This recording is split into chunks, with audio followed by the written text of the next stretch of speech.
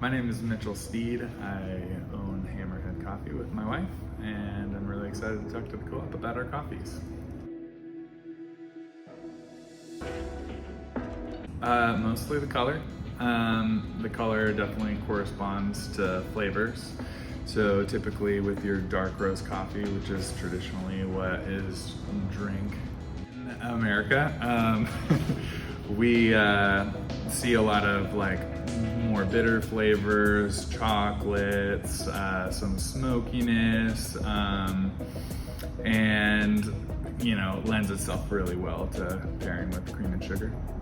If we go medium, we might pick up some caramel, some vanilla sweetness, or again, have a lot of chocolates in those coffees. When we get into light roast coffees, things get a little bit more interesting, for lack of a better word. We can get a lot of berry flavors, stone fruit, citrus is one that a lot of people coming from the dark roast world kind of shy away from, which it can get a little overwhelming, but can also be really nice, balanced with some of the sweetness that we have. Every origin, just like wine,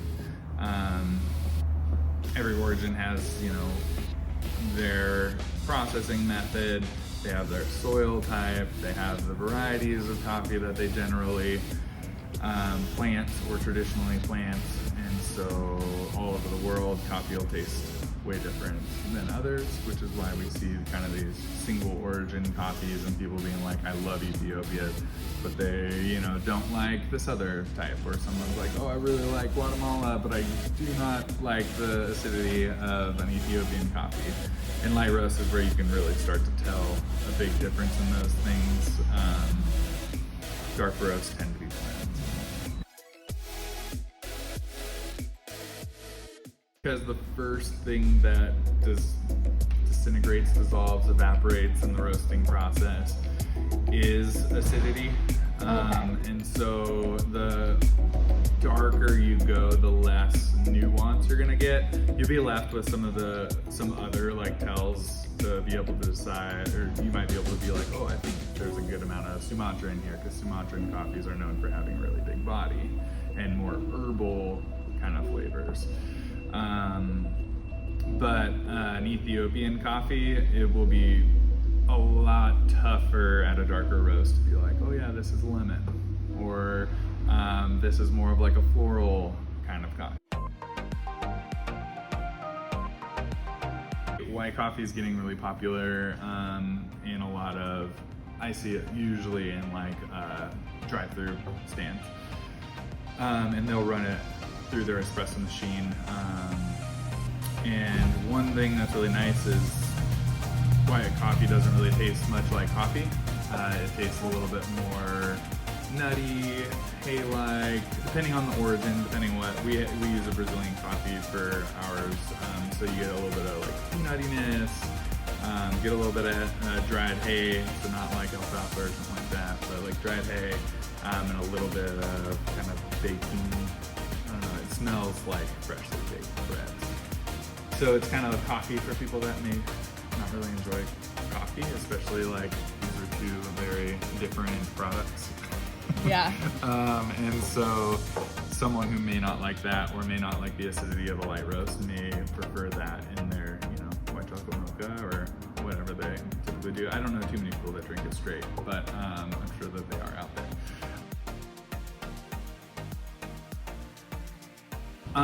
I tend to like things from medium to light, especially if I'm drinking just something plain, like drip coffee, and not putting any sugar in it or anything. But then I'd prefer darker roasts for brewing cold brew. I think they're a little bit more chocolatey. I think their flavors last a little bit longer, and you get a little bit of a stronger flavor, I guess, depending on how you brew it. So sometimes you'll see them on the shelf and you'll see like a little bit of a disparity there.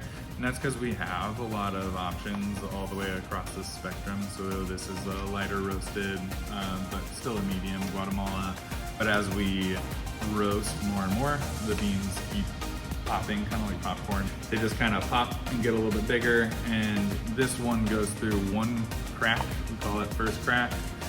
This one goes through 2 cracks. This is the second crack, and that second crack really expands the circumference, or the size of that bean. And so sometimes you'll see coffees that are saying that they're 12-ounce bags and they look like this, and that's because usually the dark roasted coffees have expanded more during roasting.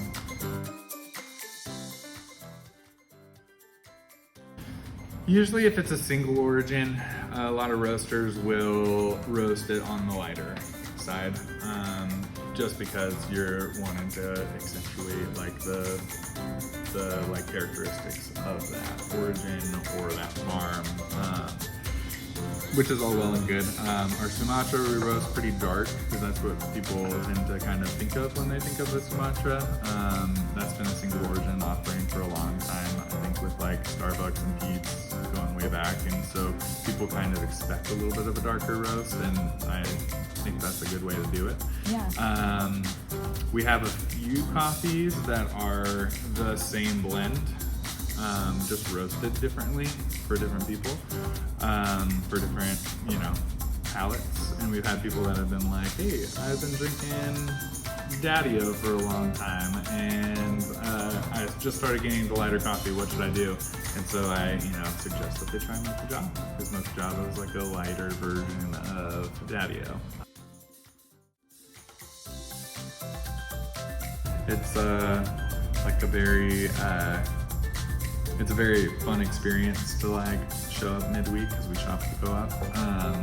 It's really like validating and fun to show up midweek, and like, the bin will be half full on one of them. I'm like, oh, sweet, I'll go over there and like refill it, or whatever.